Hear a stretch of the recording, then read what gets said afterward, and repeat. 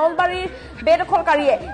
যে আমাক এই স্থানৰ পৰা যাবলৈ নিদিব আমি ক'ত যাম আমি কি কৰিম আমি ক'ত থাকিম কি পিন্ধিম আমি বছৰ বছৰ ধৰি এই স্থানতে বাস কৰি আহিছো ইয়াতে আছো 30 বছৰ পাৰ হৈ গ'ল আমি এই স্থানতে আছো গতিকে আমি এই স্থান এৰি কেতিয়াও যাব নোৱাৰো আমি এই স্থানৰ পৰা কেতিয়াও আঁতৰি যাব নোৱাৰো আমাক ইয়াৰ পৰা উচ্ছেদ কৰিলে আমি কলৈ যাম কি পিন্ধিম আমি কি খাম ক'ত থাকিম আমাৰ আশ্ৰয় স্থান কি হ'ব আমি ক'ত আশ্ৰয় ল'ম কান্দোনত ভাগি পৰিছে বেদখলকাৰী আশ্ৰক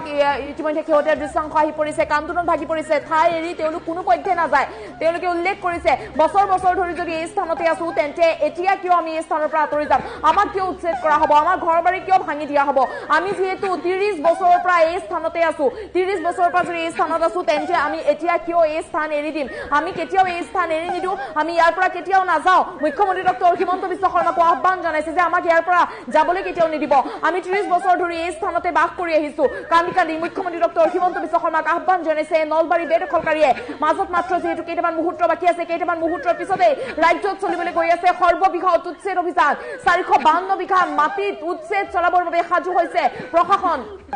আৰু যিমানে সময় চমু চাপি আহিছে সিমানেই যেন হাহাকাৰ অৱস্থাৰ সৃষ্টি হৈছে কান্দোনত ভাগি পৰিছে বেদখলকাৰীয়ে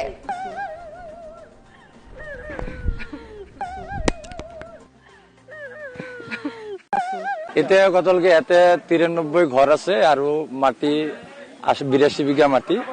এই মাটিটো আজি 30-32 বছৰ হল এওঁলোকে বখতবাৰী কৰি খাই আছে আৰু আমাৰ জন্ম ইয়াতে হৈছে আৰু আমি সৰু পাই চাই আছো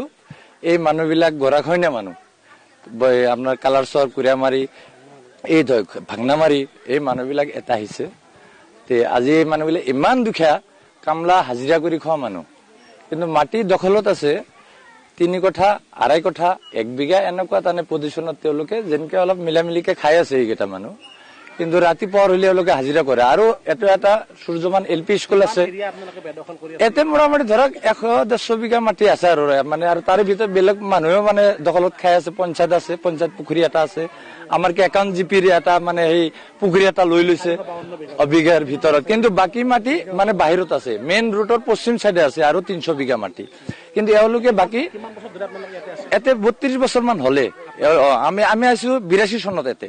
82 চনত নহয় আমাৰ এই 82 চনৰ পৰা এই কাগজ পাতি বাকি কিছুমান মানে যিগিলা কৰি আছে কিছুমান কাগজ পাতি অলপ আগবাঢ়ছে কিন্তু চৰকাৰী ৰুল মতে ক্লিয়াৰ হোৱা নাই নহাতিতে চৰকাৰে যোনে মানে অলপ এই দুখীয়া মানুহ হয়তো বুজি পোৱা নাই একদম গৰীব মানুহ তেওঁলোকে কতো যাব পৰা নাই এওঁলোকে যদি চৰকাৰে অলপমান নজৰ দিয়ে বা অলপ মুখ দেখি চাই নিশ্চয় এই মানুহবিলাক বা আমাৰ অলপ হেলা পাব চৰকাৰৰ জৰিয়তে আমি হেমন্ত এই মানুহকেইটা ক'ত যাব বাচ্চা চলি আজি এই সূৰ্যমান এলপি স্কুলত আজি প্ৰায় 150 ল'ৰা ছোৱালী পঢ়ি আছে এইগিলা লৈ পেলাই ক'বাত গেছি গ'লে যদি বাচ্চা বিলাকো ধ্বংস হব এই দুখীয়া মানুহকেইটাও ধ্বংস হব হা তে কথা হল কি এই ৰাইজৰ কাৰণে মই কামনা কৰিছো মানুহকেইটাক যাতে শান্তি হিচাপত ৰাখে এইখিনি মোৰ কামনা হেমন্ত ছাৰৰ তাতে এইখিনি মই ৰাইজৰ কাৰণে মই কামনা কৰিছো নাই ক'তো কোনো যাব নোৱাৰে এইখিনি মোৰ কথা নাই এইটো মানে এছডিচি ছাৰ ডিচি ছাৰ আমাৰ হেমন্ত ছাৰ আছে মুখ্যমন্ত্ৰী তেওঁ আমাৰ আৰু বিধায়ক প্ৰাক্তন আমাৰ হেৰি আছে ইয়াৰ নাম কি নাৰায়ণ ডেকা ডাঙৰীয়া দাদা তেওঁ যদি অলপ মুখত দেখি চাই ৰাইজৰ হৈ পেলাই নিশ্চয় এই মানুহকেইটা বাঁচব আমার এমান অসুবিধা জায়গাত মানে কি বানপানী সময়ত মানে কি আমাকে এমান হেৰি কৰি আছে মানে কি অত্যাচাৰ কৰি আছে আমি ক'ত যাম আমাৰ জায়গা থাকা নাই আমি যাব লাগা কত জায়গা নাই ইতে আমাক যি কৰে ইয়াতে ঘৰ থৈ যাব লাগব বাচালেও অতে থৈ যাব লাগব আমি কত যাব নোৱাৰো আপোনালোকৰ কাৰণে আচৰত মানে কি আমি এখানি আবেদন জনাইছো আপোনালোকে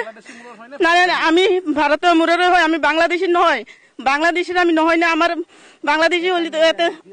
নাই এনআরসি মানে সব আছে আমি আজি 40 বছর হল এতে বসবাস কৰি আছো আমি কত নাযাও এটা আমি আমাৰ জায়গা বাহা নাই বানপানীৰ ওচৰত এটা আমাৰ যাব লাগা একো জায়গাই নাই এটা যি কৰে সৰকাৰে